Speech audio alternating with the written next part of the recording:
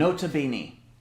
It's a Latin phrase for a well-known abbreviation, note well. It's a good way to start our Easter season, and in particular Palm Sunday. Palm Sunday is such a familiar date in the church calendar, and the beginning of Holy Week and our countdown to Good Friday and Easter Sunday.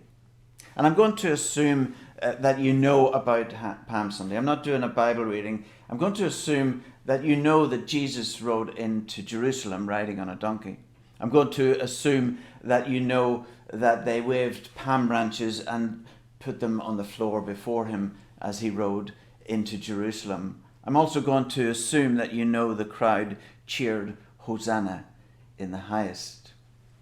But I want you to note well four things.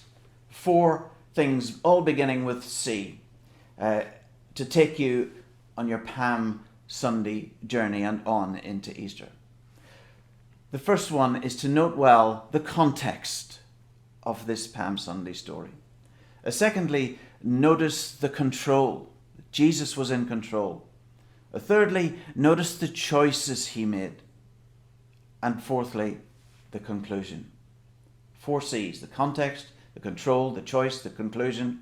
Let's start with, note well, the context. In Mark 11 and Matthew 21, Jesus and the disciples drew near to Jerusalem. But a man called Bartimaeus, he was blind, and he shouted to Jesus. He shouted, "Son of David, Jesus, have mercy on me." And everyone would have known, that all the crowds that were with him would have known that this is the title of the Messiah. And they would have been on tenterhooks, wondering how was Jesus going to respond to this title. Amazingly, Jesus accepts the title and he heals Bartimaeus. That's the context of this story. Jesus owns the title Messiah, the very title that will bring him into conflict with the religious authorities and the Roman authorities as he enters into Jerusalem on Palm Sunday. The context in John chapter 11, it's recorded Palm Sunday in John 12, but in context in John 11 is Jesus saying, "I am the resurrection and I am the life." The context is also that he restores Lazarus from the tomb, brings him back from the dead. So that's the context in John. Secondly, the control. Jesus stops in Bethphage. It's a village just by Bethany, a stone's throw from Bethany, where his friends Mary and Martha live. Jesus is orchestrating his triumphal entry. He starts there where the crowds know him, where the crowds loved him. He drew the crowd, and then he was in control. He sent 2 of his disciples into the village to get a donkey.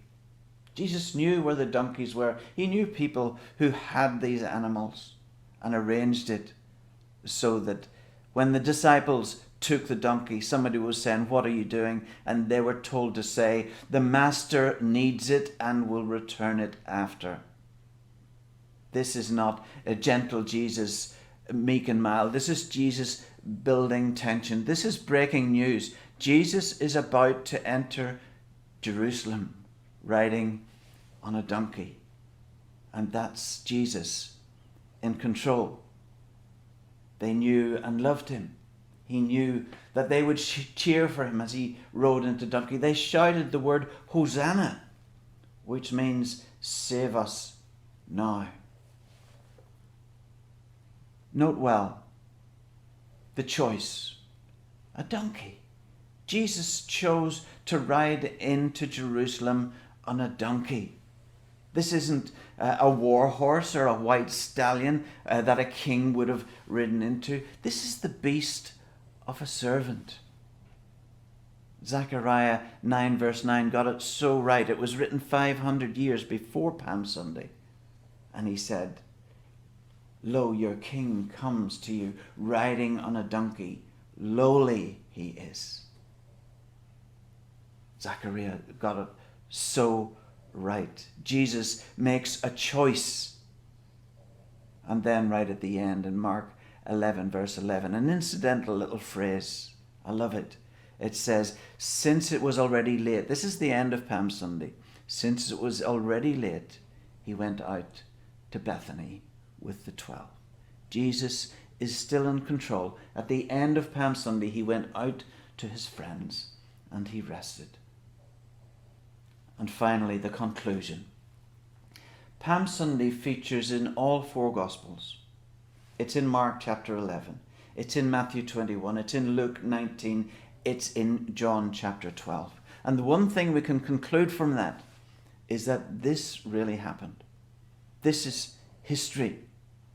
And if this Palm Sunday is history in the making, so too is it history in the making that the crowds who cheered Hosanna, then on Good Friday, crowds jeered, crucify him, crucify him. This is true and accurate history.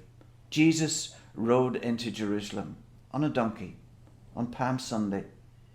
He was led outside Jerusalem city walls on the Friday afterwards, where they nailed him to a cross and crucified him and buried him in a borrowed tomb.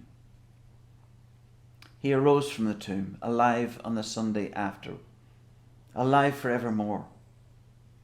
And we can know him and we can love him today because he loves you and he longs for you to know him. I urge you not to ignore him. Believe in him. He is the one who said, I am the resurrection and I am the life. Those who believe in me, though they die, yet will they live. And everyone who lives and believes in me shall never die. Will you choose to believe in him? You've heard the context. You've heard that he was in control. You've heard the choices he made. Those choices were for you. Will you choose him? I hope so.